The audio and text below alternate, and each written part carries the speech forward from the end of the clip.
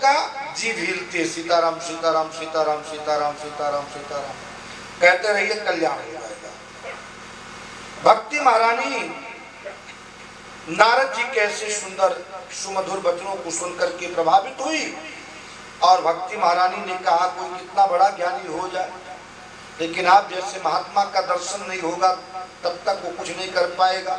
अरे महाराज जी, आपकी विशेषता इतनी बड़ी है कि जयति जगति माया मयस्य काया धवस्ते वचन रचन में कम केवलम चा कलई ध्रुपदमपि आतो यत कृपातो ध्रुवोयम सकल कुशल पात्रम ब्रह्मपुत्रम नतास्मि।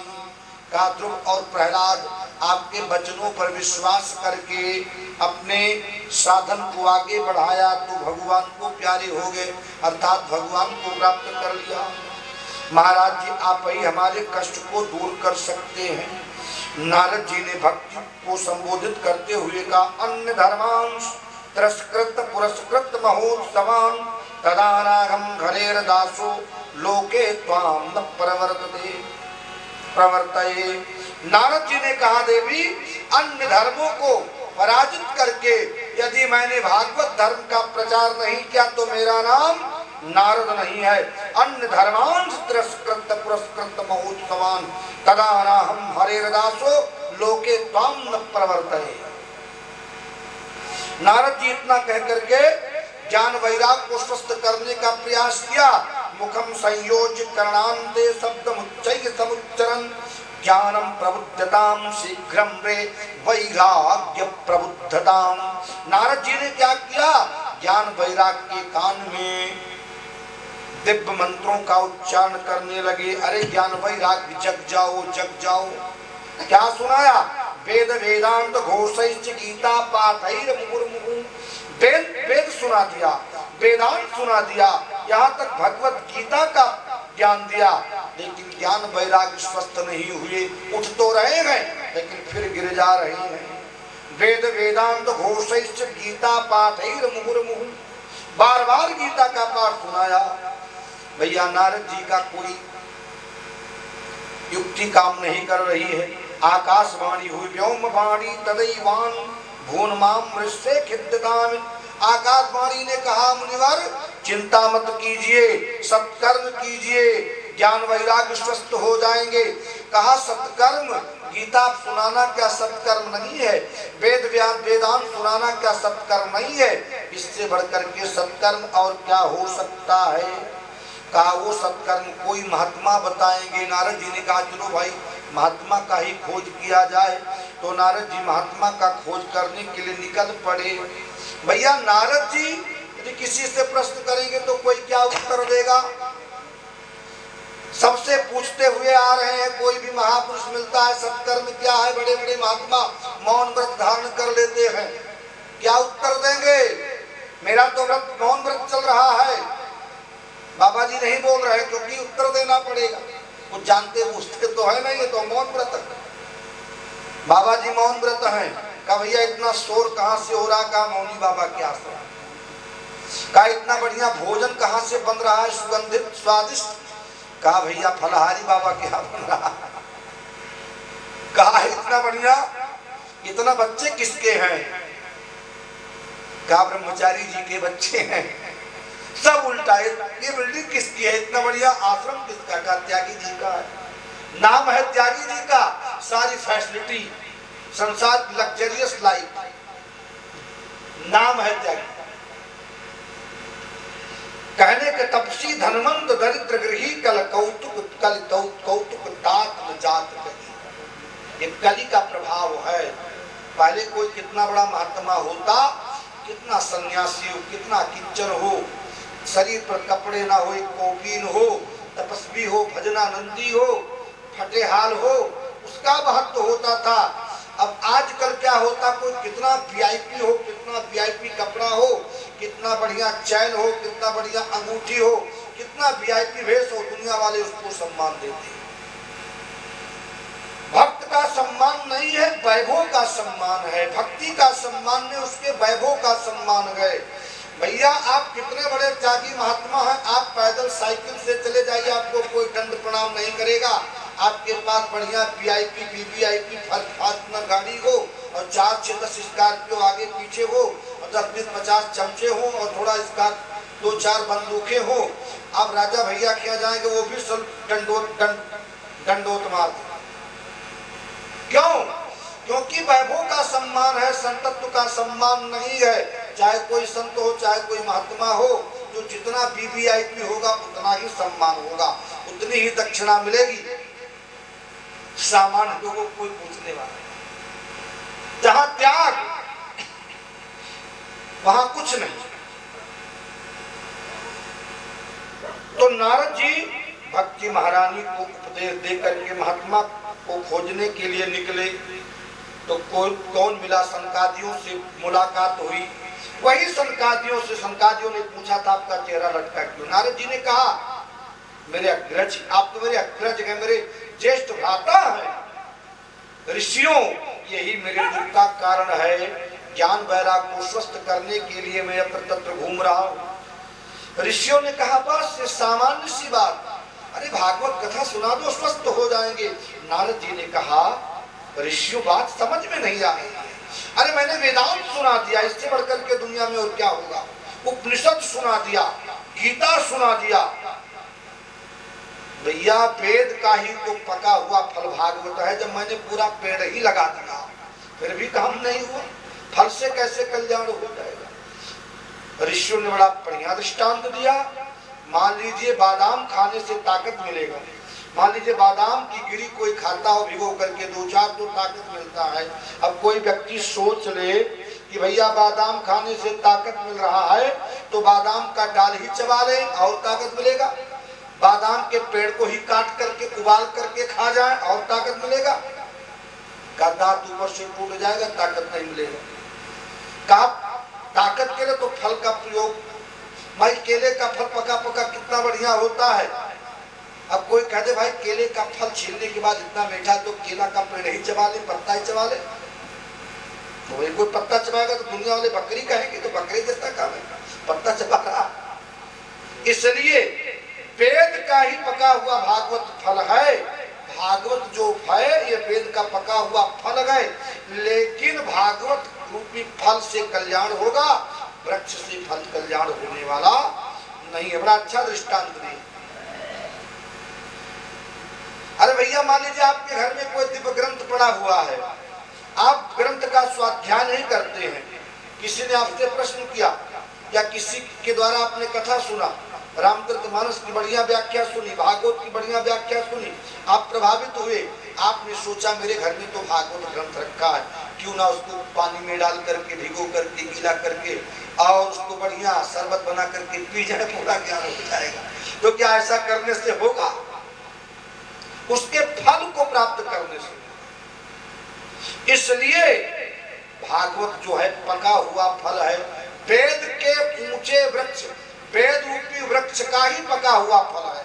वेद की जो व्याख्या है वो भागवत है, उपनिषद की जो व्याख्या है वो भागवत है। तो भैया फल को महत्व दिया गया भागवत में, लेकिन वेदों को महत्व नहीं दिया गया। यदि आप केवल फल को महत्व देंगे और वृक्ष को महत्व नहीं देंगे तो फल कहां से मिलेगा? वृक्ष तो नष्ट हो जाएगा। इसलिए फल को पाने के लिए वृक्ष का भी संरक्षण करना चाहिए। आज ये भागवत है, भागवत हम लोग सुन रहे हैं, तो उसके मूल में वेद है। इसलिए वेद नहीं होगा तो भागवत नहीं होगा। तो कहा मान लीजिए फल तो 12 महीने में एक बार मिलता है, बाद में वृक्ष की क्या आवश्यकता है? कहा मूर्ख, कम से कम छाया तो मिलती है। इसलिए वेद की भी सुरक्षा करना हमारा उत्तरदायित्व बनता है। बढ़िया दृष्टांत दिया, नारद जी प्रभावित हुए। आपसे बढ़िया कौन वक्ता मिलेगा? भागवत कथा प्रारंभ कर दीजिए। हरिद्वार के पावन भूमि पर, गंगा के पावन तट पर, आनंद नाम के तट पर भागवत प्रारंभ हुई। अच्छा, गंगा का मतलब हुआ भक्ति, और भक्ति का किनारा क्या है? आनंद। कहा आनंद के, यदि आपके जीवन में, हमारे आपके जीवन में यदि आनंद की आवश्यकता है तो उसके लिए भक्ति का किनारा प्राप्त करना होगा। यदि आपको आनंद चाहिए तो भक्ति के किनारे बैठिए, यदि भक्ति कीजिए तो आनंद मिलेगा। कहा भक्ति के किनारे पर आनंद है, और कहा भैया आनंद है तभी भक्ति है, यदि किनारा ना हो तो नदी का कोई महत्व नहीं। इसलिए आनंद है तो भक्ति है, और भक्ति है तो आनंद है। तो गंगा के किनारे आनंद नाम के तट पर भागवत कथा प्रारंभ किया। स्वामी महाराज संकादियों के द्वारा भागवत कथा कहा जा रहा है और नारद जी श्रवण कर रहे हैं। संकादी लोग कौन है? कहा व्यास के रूप में संकादी विद्यमान है और नारद जी श्रोता के रूप में विद्यमान हैं। कथा प्रारंभ होने वाली है। देश विदेश के महापुरुष लोग कथा सुनने के लिए आ रहे हैं। भैया कथा प्रारंभ हो गई, किसी ने किसी को निमंत्रण नहीं दिया, लेकिन लाखों लोग आ गए कथा सुनने के लिए। दिल्ली से लोग आ रहे हैं। अच्छा, जिसके लिए कथा हो रहा है वो तो भैया वृंदावन में पड़ा। सत्संग कहाँ चल रहा था? कहा बद्रिकाश्रम में। सत्संग कहाँ चला? कहा बद्रिकाश्रम में। कथा कहाँ हो रहा? कहा हरिद्वार में। और कहा श्रोता कहाँ पड़ा है? कहा वृंदावन। लेकिन भागवत कथा का महत्व देखिए, कथा प्रारंभ नहीं हुआ, भागवत कथा का महत्व का ही वर्णन संकादियों ने किया और ज्ञान वैराग स्वस्थ हो गए। और भक्ति महारानी ज्ञान वैराग को लेकर के दौड़ लगा करके आ गई। और भक्ति महारानी जब ज्ञान वैराग को लेकर के आई तो लोगों से कहा, यहाँ तो भैया शंख शहनाई नगाड़े ढोलक आज बजाए जा रहे हैं, आनंद आ रहा है, कथा का आनंद मिल रहा है। सारे के सारे अवधूत महापुरुष कथा सुनने के लिए आ रहे, अपने परिकरों के साथ, परिजनों के साथ, शिष्यों के साथ। भक्ति महारानी भी अपने पुत्र ज्ञान वैराग को लेकर के पहुंची। कहा हम कहाँ बैठे, हमारे लिए कोई आसन है? तो संकादियों ने कहा भक्तों के हृदय में बैठ जाओ। इसका मतलब ये होता है जो भागवत कथा सुनता है, और भक्ति महारानी जब भागवत कथा प्रारंभ होता है तो आती है, तो कहाँ बैठती है? श्रोताओं के हृदय में। इससे सिद्ध होता है आप भागवत कथा सुनने के लिए आप जाएंगे तो आपके हृदय में भक्ति जरूर विराजमान हो जाएगी। और भैया जब भक्ति आ जाएगी तो जीवन का आनंद प्राप्त हो जाएगा। का भक्ति नहीं है तो का कुछ नहीं है। का भगतिहीन सब गुण गान ऐसे, भगतिहीन सब गुण गान ऐसे।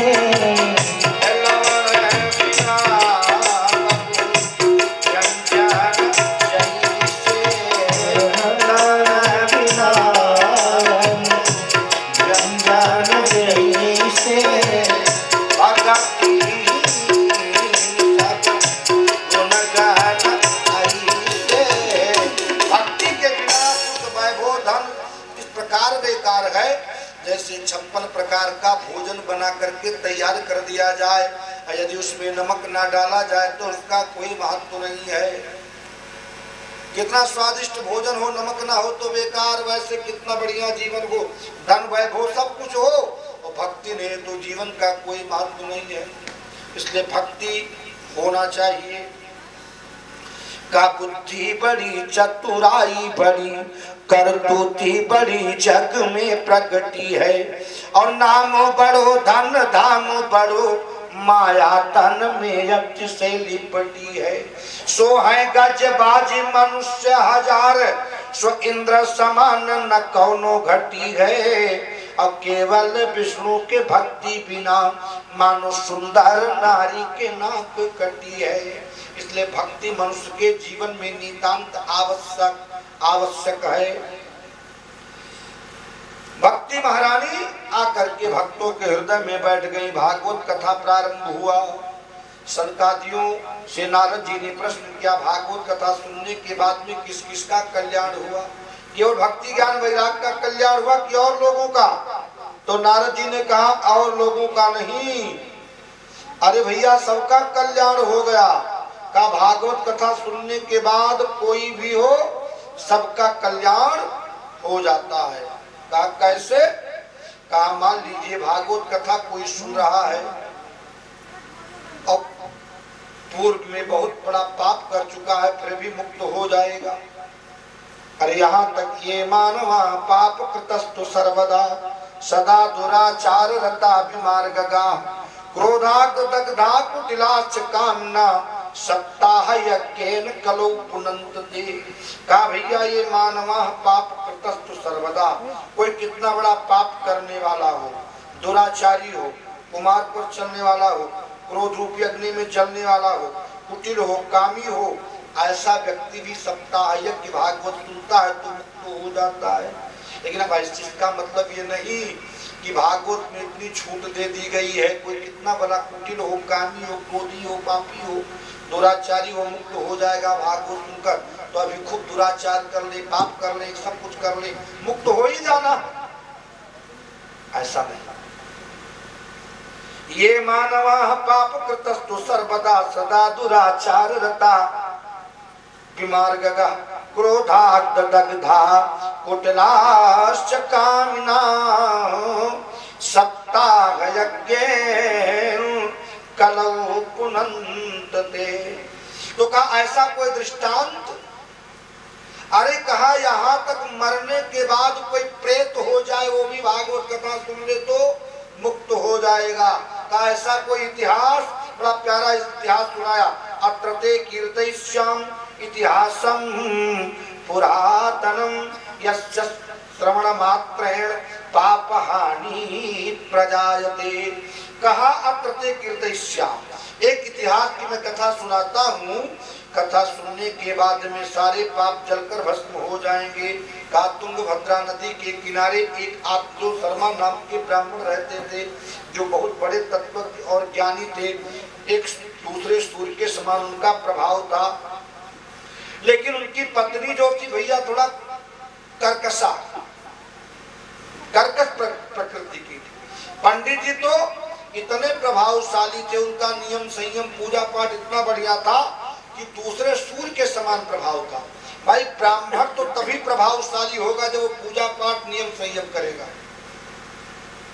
भैया आप पूजा पाठ नियम संयम गायत्री संध्या नहीं करेंगे तो आपका कोई प्रभाव नहीं होगा। आप धीरे धीरे पतन की तरफ चले जाएंगे, क्योंकि हमारा अस्त्र शस्त्र ताकत यही है। और हमारे पास जब ओरिजिनल ताकत नहीं है तो हम क्या कर पाएंगे? तो पंडित जी तो भैया बहुत बड़े तपस्वी हैं, सन्यासी हैं, त्रिकाल संध्या करते हैं, गायत्री जप करते हैं, लेकिन पंडितानी जब तक पड़ोसियों में गोली न चल जाए तब तक पानी नहीं पीती। लोक वार्ता रता पूरा प्रायसो बहुजल पिता। दूसरों के झगड़े में बड़ा आनंद आता है पंडितानी। पड़ोसन से झगड़ा जब तक लगा नहीं देती है और 2 4 10 लोगों को लड़ा नहीं देती है, तब तक उनको पानी नहीं हजम होगा। भोजन तो बहुत बड़ी बात, भोजन कैसे हजम होगा? पानी नहीं हजम होगा। एक श्रीमान जी अपने पत्नी से कह रहे थे, एक दृष्टांत याद आया।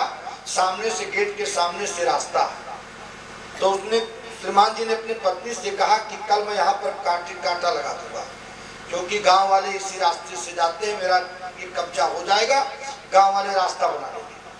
कल मैं इस रास्ते पर कांटा रख दूंगा, कांटा की बाढ़ लगा दूंगा। तो उनकी पत्नी ने कहा आपको कांटा लगाने की आवश्यकता नहीं है। कहा क्यों? रास्ता कैसे बंद होगा? कहा मेरे जीभ में इतने बड़े कांटे हैं कि ऐसे कांटे का प्रयोग करूंगी कि आना तो बहुत दूर, कुत्ता भी नहीं आएगा। ऐसे ऐसे गालियों का प्रयोग करूंगी। तो परायसा बहुजल पिता धुंधली, यानी पंडित जी की जो पत्नी है, लोक वार्ता रता पूरा, दूसरे के वार्ता में रत, दूसरे के झगड़ा में मनोरंजन प्राप्त करना, क्रूर स्वभाव की, प्रायसा बहुजल पिता, बहुत ज्यादा बोलने की आदत। भैया पंडित जी के पास सब कुछ है, लेकिन एक कमी है, पुत्र नहीं है। सब कुछ कर लिया लेकिन बेटा नहीं मिल रहा है। पंडित जी किसी वन में गए और निश्चय कर लिया जब तक पुत्र नहीं मिलेगा मर जाऊंगा। पंडित सोच रहे थे क्या करें। अब आत्मजो शर्मा विचार करते करते रोना प्रारंभ कर दिया, पुत्र नहीं मिलेगा तो मैं मर जाऊंगा। उनके रुदन को सुनकर के एक सन्यासी महोदय का आगमन हुआ। सन्यासी महोदय ने कहा कथम रोजिस विप्रतम काते चिंता गरीयसी वद तुम सतवरम मह्यम स्वस्थ दुख कारणम। अरे पंडित जी आपके रोने का कारण क्या है, कृपा करके बताइए। तो पंडित आत्मजोत शर्मा ने कहा, महाराज मैं क्या बताऊं, किम ब्रवीम ऋषे दुखम पूर्व पापेन संचितम मदीयाः पूर्वजास्तोयम कपोषमुपभंजते। कहा महाराज अपने पापों के बारे में क्या वर्णन करूं, मेरे यहाँ की गैया रहती है तो बछड़ा नहीं देती है, अरे मेरे यहाँ मैं अपने हाथ से वृक्ष लगाता हूँ तो वृक्षों में फल नहीं होता है, इतने वर्ष बीत गए मेरे पास कोई पुत्र नहीं, अपने पापों के बारे में क्या बताऊं। पंडित जी जब अपने व्यथा कथा को बताने लगे तो सन्यासी ने कहा, सन्यासी ने सोचा मैं तो सोच रहा था भगवान के लिए रो रहा होगा, मार्गदर्शन करूंगा भगवान को प्राप्त कर लेगा, अरे ये तो पुत्र के लिए रो रहा है। महाराज श्री जी ने कहा, पंडित जी कौन किसका पुत्र कौन किसकी पुत्री, सब यहीं पर छूट जाएगा, यहां से कुछ जाने वाला नहीं है, ये व्यर्थ का प्रलाप बंद करो। मुंचा ज्ञानम प्रजा रूपम बलिष्ठा कर्मणो गति विवेकम तो समासाद्य त्यज संसार वासनम। संसार की वासना को छोड़ दो और इस संसार की वासना को छोड़ करके भगवान का भजन करो, बांधों के चक्कर में मत पड़ो, परमात्मा को ही अपना पुत्र बना लो, भक्ति को अपनी पुत्री बना लो। बहुत अच्छा ज्ञान दिया, लेकिन पंडित जी के समझ में ज्ञान नहीं आया। लास्ट में पंडित जी को बड़ा दुख हुआ। पंडित जी ने कहा, महाराज आप बाबा बैरागी, आपको क्या मालूम, पुत्र का सुख। छोटे छोटे बच्चे जब किलकारियां मारकर हंसते हैं तो ऐसा लगता है कि छेना मेरे कान में घुस गया, इतना अच्छा लगता है। तो बच्चों के बारे, आप तो बाबा है ना, आपके बारे में क्या, आपको क्या मालूम संसार का सुख क्या होता है। महाराज प्रवचन हमको भी करना आता है, हम भी ज्ञानी हैं, हमें प्रवचन नहीं चाहिए, हमको बेटा चाहिए, बेटा चाहिए, बेटा दीजिए नहीं तो मैं मर जाऊंगा, और आपके चरणों पर सिर पटक करके मर जाऊंगा। सन्यासी ने सोचा है ब्रह्म हत्या लगाएगा, खामखाज बवाल में पड़ गए।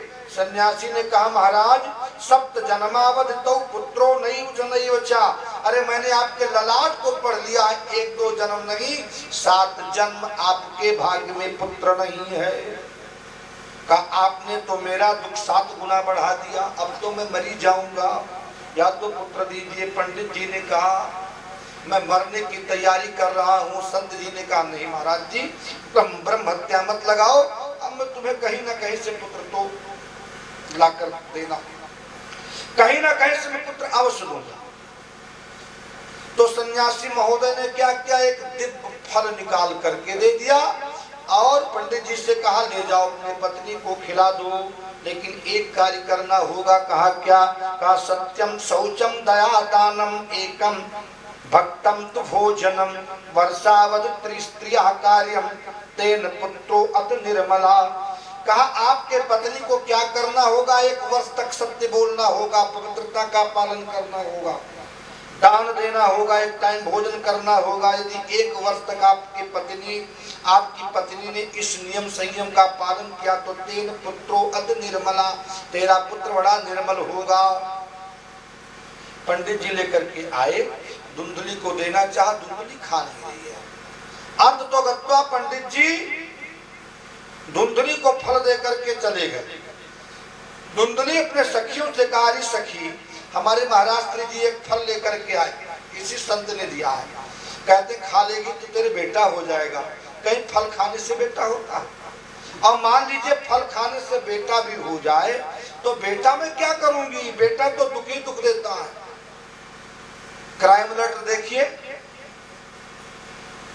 कैसा कैसा आता है, परसों में देख रहा था, बस वैसे कभी कभी देख लेता हूँ। तो क्या देखा, आप 2 बच्चे अपने माता पिता को ले जा करके रोड पर छोड़ करके चले आए, सब कुछ अपने बच्चों को दे दिए।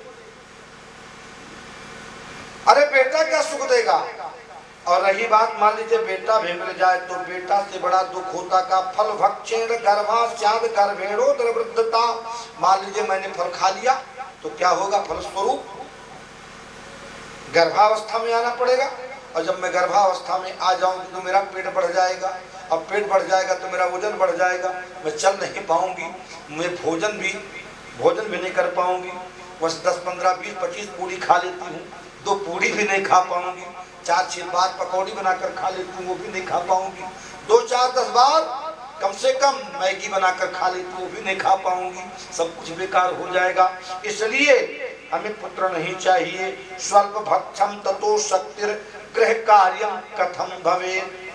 अरे मेरी शक्ति समाप्त हो जाएगी, भोजन कम हो जाएगा, घर का काम काज कैसे होगा? बहन में फल नहीं खाऊंगी। अब मान लीजिए मैंने फल खा लिया और मैं गर्भावस्था में आ गई, और मान लीजिए मैं अपने दूसरे मंजिल पर हूँ और कहीं भैया भूकंप आ गया, तो दुनिया वाले तो भाग जाएंगे, मेरा पेट वैसे बड़ा रहेगा, मैं तो मर जाऊंगा। गांव में डकैती पड़ गई तो दुनिया वाले भागेंगे, हम कहाँ भागेंगे? हमको खामखा मरना होगा। हमें बेटा बेटी का कोई मतलब नहीं है। हमने सुना है स्वामी शुकदेव जी माता बीटिका के गर्भ में 12 वर्ष तक रुक गए, और मेरा बेटा कहीं 12 महीना रहेगा तो मैं मर जाऊंगा। मुझे फल नहीं खाना है।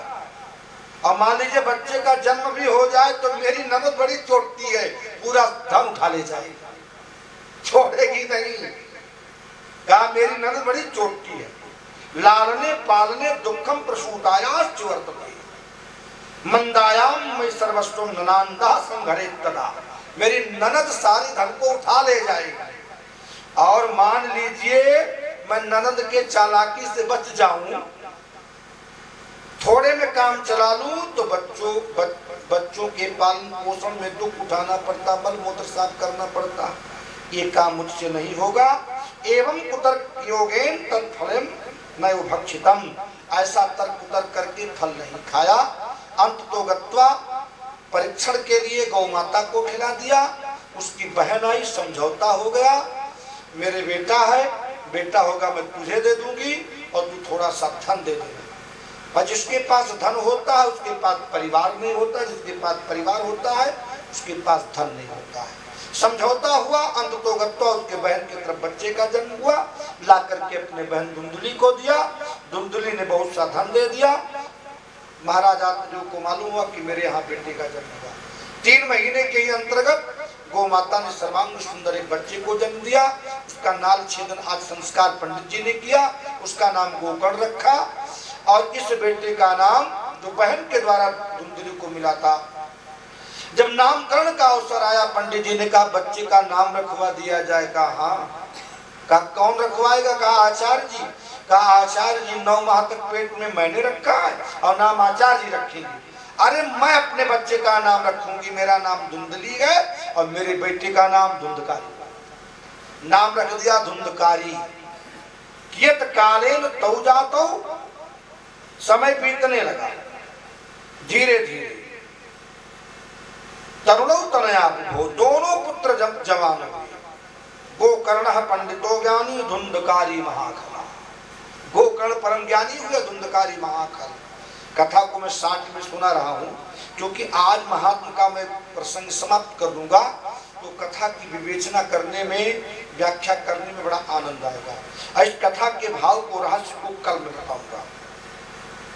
गोकर्ण तो बहुत परम ज्ञानी हुए, त्रिकाल संध्या करते हैं, भजन करते हैं, गीता का स्वाध्याय, उपनिषद शास्त्र पढ़ते हैं। और धुंधकारी उपन्यास पढ़ता है। धुंधकारी क्या कर, जब थोड़ा बड़ा हुआ तो बच्चों की टोली बनाया, छोटे छोटे बच्चों को ले जाता है, ले जाकर के कुएं में डाल देता है। कोई सामने से अंधा दिखाई दिया, बाबा मैं तुम्हें रास्ते पर कर दूंगा, अंधे की लाठी पकड़ा, ले जाकर के कांटे में ढकेल दिया। उसका यही काम है। और बड़ा हुआ, कुत्तों की टोली लेकर के घूम रहा है, शिकार करता है। भैया जहाँ पर गीता का ग्रंथ हुआ करता था, जहाँ पर उपनिषद शास्त्र हुआ करता था, जहाँ पर ग्रंथ शास्त्र रखे जाते थे, ठाकुर जी हुआ करते थे पंडित जी के घर में, वहाँ पर मांस की बोटियां रखी हैं, वहाँ पर मांस का लोथड़ा रखा रहता है, वहाँ पर शराब की बोतलें रखी जाती हैं। पंडित जी को बड़ी पीड़ा हुई। पंडित जी ने कहा कहाँ जाऊं, क्या करूं, मर जाऊं। बेटा नहीं था तब भी मरने जा रहे थे, बेटा हो गया तब भी मरने जा रहे थे। बेटा होने से सुखी हो जाओगे, क्या गारंटी है? मरने की तैयारी कर लिया। गोकर्ण जी ने 2 श्लोक के माध्यम से बड़ा दिव्य ज्ञान दिया। व्याख्या तो मैं कल करूंगा, इस समय बहुत हो रहा है। बड़ा दिव्य ज्ञान दिया और पंडित जी उस ज्ञान को प्राप्त करके हरिद्वार की पावन भूमि पर जाते हैं, गंगा के किनारे भागवत के 10वें स्कंद का पाठ करके संसार के बंधन से मुक्त हो जाते हैं। इधर गोकर्ण तीर्थ यात्रा करने के लिए चले जाते हैं। बचता कौन है? धुंधकारी। धुंधकारी अपने माँ से कहा पैसा निकाल, मुझे शराब पीना है। उसने कहा बेटा तुम्हें रखा क्या है? सब कुछ नष्ट कर दिया। कहा जी पैसा नहीं देगी तुम जलती हुई लकड़ी से तुझे मारूंगा, अभी मैं आ रहा। धुंधकारी ऐसा कहकर के गया। धुंधली पुत्र के भय से भयभीत होकर के कुएं में जाकर के डूब करके मर गई। अब घर में धुंधकारी खाली अकेला बचता है। लाकर के 5-5 वेश्याओं को घर में रख लिया, उन्हीं का भरण पोषण करने लगा। किसी बहुत बड़े राजघराने में चोरी की। राजा के महल से बहुत सा गहना लेकर के आया। वेश्याओं ने सोचा यदि कहीं राजा को जानकारी हुई और ये पकड़ा गया और पुलिस के द्वारा जब इसकी पिटाई होगी और जब इसके ऊपर जब डंडा पड़ेगा, इसको जब पीड़ा होगी तो हम लोगों का नाम ले लेगा। इसलिए बहन धन बहुत हो गया है, हम पांचों आपस में बांट लें और इसका काम तमाम कर दें। सायंकाल के समय धुंधकारी शराब पी करके आया। पांचों वेश्याओं ने और शराब पिलाया और उसको एक पलंग से बांध दिया। फिर घर के अंदर जो अस्त्र शस्त्र था मारना प्रारंभ कर दिया। चिल्लाया, मर नहीं रहा था। एक ने कहा चूल्हे में आग धधक रही है। एक दौड़ी गई, अंगारा लाकर उसके मुख पर डाल दिया। धुंधकारी की मृत्यु हो गई। मरने के बाद वो प्रेत हो गया। गोकर्ण जी को मालूम हुआ कि मेरा भैया धुंधकारी मार दिया गया, मर गया। तो गया में जाकर के श्राद्ध किया, लेकिन फिर भी धुंधकारी मुक्त होने वाला नहीं। कुछ दिन के बाद अपने गांव में आते हैं, अपने घर पे ही ठहर गए, वहां पर विश्राम करते हैं। नींद आती है, स्वप्न देखते हैं। स्वप्न में क्या देखा? धुंधकारी। धुंधकारी ने पूरी व्यथा कथा बताई। गोकर्ण ने कहा प्रातः काल होने दीजिए। सारे प्रातः काल हुआ, पूरे गांव वालों को घटना के बारे में अवगत कराया। आचार्यों को बुलाया, कैसे मुक्त किया जाए, कोई विकल्प नहीं निकल रहा है। सूर्य भगवान के द्वारा ज्ञान प्राप्त हुआ, इसको भागवत कथा सुना दिया जाए। भैया भागवत कथा का मुहूर्त निकाला गया। दिव्य श्रावण के मास में भागवत कथा प्रारंभ किया गया। एक दिन, लेकिन भाई कथा तो प्रारंभ हुआ, लेकिन धुंधकारी कथा कहाँ सुनेगा? प्रेत है ना।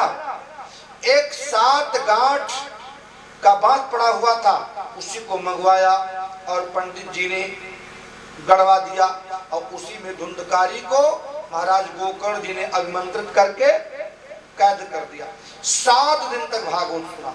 एक दिन भागवत का जब पाठ समाप्त हुआ तो एक ग्रंथि फट गई। दूसरे दिन भागवत की कथा समाप्त हुई तो दूसरी ग्रंथि, ऐसे ऐसे करके 7 दिन में 7 ग्रंथि फट गई। अंत में धुंधकारी मुक्त हो गया। दिव्य कुंडल धारण करके, तुलसी की माला धारण करके, चंदन धारण करके प्रकट हुआ। भगवान के माध्यम से दिव्य विमान आया। धुंधकारी बैठ करके जाता है विमान पर। दोबारा भागवत कथा आषाढ़ के महीने में हुआ।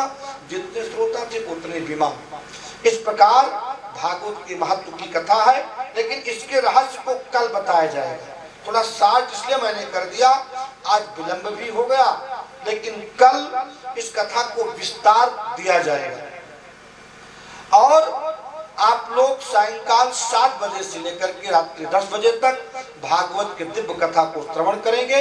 और मुझे विश्वास है कथा में आनंद की अनुभूति होगी। कथा का आनंद इतना बढ़ेगा कि कल्पना से बाहर, कल्पना अतीत, भले ही ठंड और बढ़ती रहे। बोलिए भक्त वत्सल भगवान की। आइए 2 बार भगवान नाम सादर संकीर्तन, फिर आरती और प्रसाद।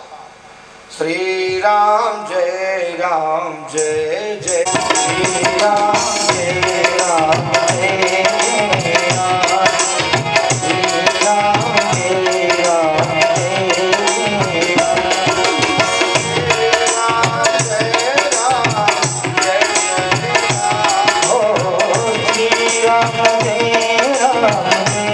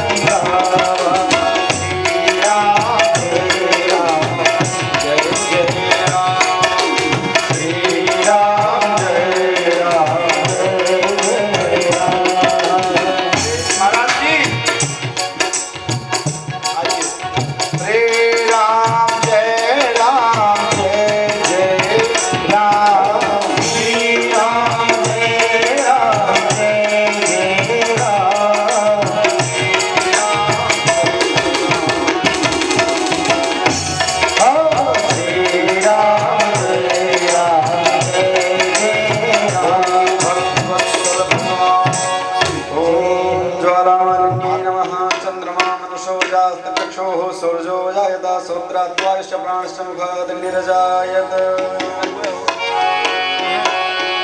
बांके बिहारी तेरी आरती गाऊं, हे गिरधार तेरी आरती गाऊं। बांके बिहारी तेरी आरती गाऊं, हे गिरधारी तेरी आरती गाऊं। आरती गाऊं सारी तब तो गाऊं, बांके बिहारी तेरी आरती गाऊं, हे गिरधारी तेरी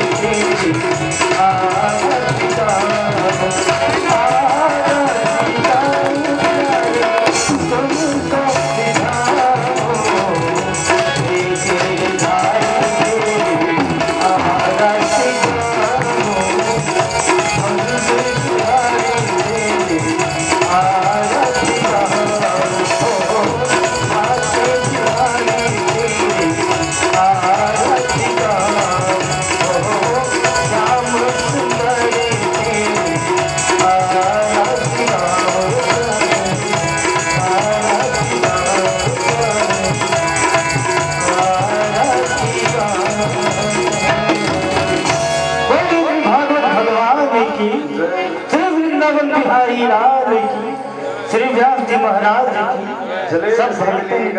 सब देवाय वंदनम आरोग्यदार्थे आराधनकरणं मंत्रपुष्पांजलिं ओम हरि ओम जन्नेन जन्मय जन्मदेवास्तानि धर्माणि प्रथमान्यासन्न तेहनागं महिमानः सछन्दपूर्वे शात्याः सन्ति देवाः हरि ओम एकदन्ताय विद्महे वक्रतुण्डाय धीमहि तन्नो दन्ते प्रचोदयात् हरि ओम शुभगायै च विद्महे काममालिन्यै च धीमहि तन्नो गौरे प्रचोदयात् हरि ओम तत्पुरुषाय विद्महे महादेवाय धीमहि तन्नो रुद्रः प्रचोदयात् हरि ओम नन्दनन्दनाय विद्महे यशोदानन्दनाय धीमहि तन्नो कृष्णः प्रचोदयात् आञ्जनेयाय विद्महे वायुपुत्राय धीमहि तन्नो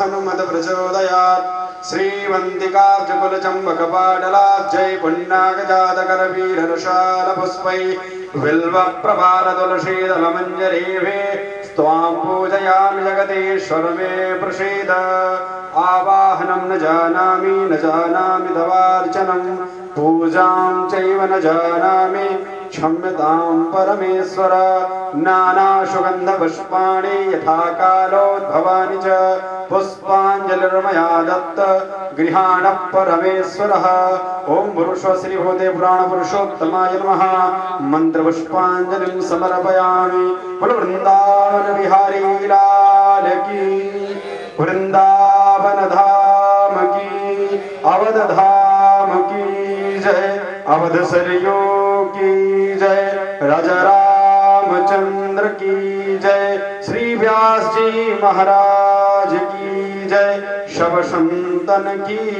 जय। शव भक्तन की जय। आज के आनंद की जय। श्री भागवत